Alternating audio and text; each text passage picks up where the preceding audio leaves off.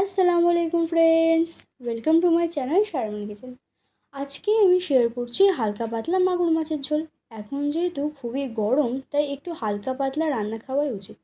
সেই জন্য আজকে জ্যান্ত মাগুর মাছের হালকা ঝোল করব। এভাবে করলে খেতেও দারুণ লাগে আর শরীরের পক্ষেও ভালো। তো চলুন দেখে নেওয়া যাক। দেখুন, এরকম জ্যান্ত ছোটো ছোটো মাগুর মাছ, শিঙি মাগুর, এই মাছগুলো খাওয়া এমনিও উপকার। মাছগুলি কেটে ধুয়ে নিয়েছি। এখন লবণ হলুদ মাখিয়ে মাছগুলি ভেজে নেব।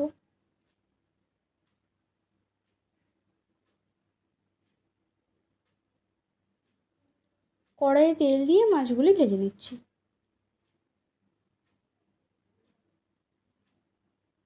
উল্টে দিয়ে মাছগুলি ভেজে নেব।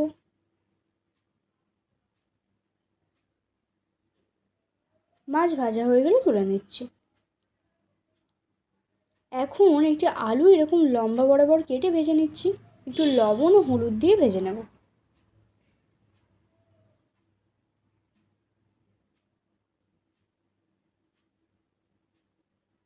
ভেজে নেওয়া হয়ে গেলে তুলে নেব। এখন একটি বেগুন এরকম বড় সাইজের করে কেটে নিয়ে ভেজে নিচ্ছি লবণ ও হলুদ দিয়ে।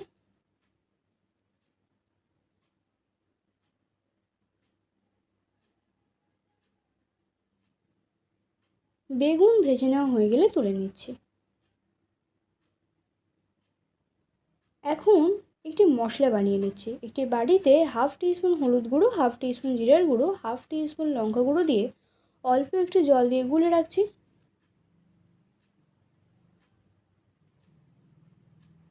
এখন রান্নার জন্য কড়াইয়ে তেল দিয়ে দিচ্ছি। তেল গরম হয়ে গেলে দুটো শুকনো লঙ্কা ও কালো জিরের ফোড়ন দিচ্ছি। দুটি কাঁচা লঙ্কা চিড়ে দিচ্ছি ও একটু টমেটো কুচি করে দিচ্ছি। সামান্য লবণ দিয়ে দিচ্ছি। একটু নেড়ে চেড়ে নিয়ে টমেটোটা গলে গেলে গুলে রাখা মশলা দিয়ে দিচ্ছি।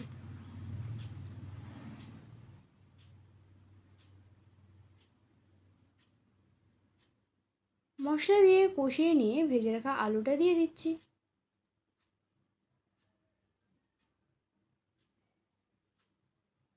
আলু দিয়ে কিছুক্ষণ কষিয়ে নিয়ে ঝোল দিয়ে দেবো।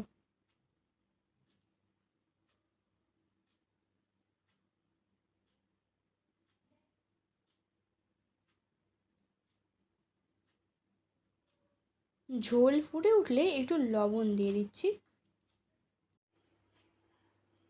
আর দিচ্ছি ভেজে রাখা মাছ ও বেগুন।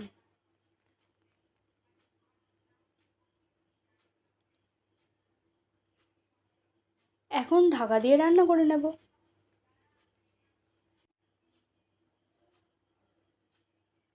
5 থেকে 7 মিনিট পর ঢাকা তুলে নিয়ে নেড়ে চেড়ে দিচ্ছি আর দুটি কাঁচা লঙ্কা চিড়ে দিয়ে দিচ্ছি।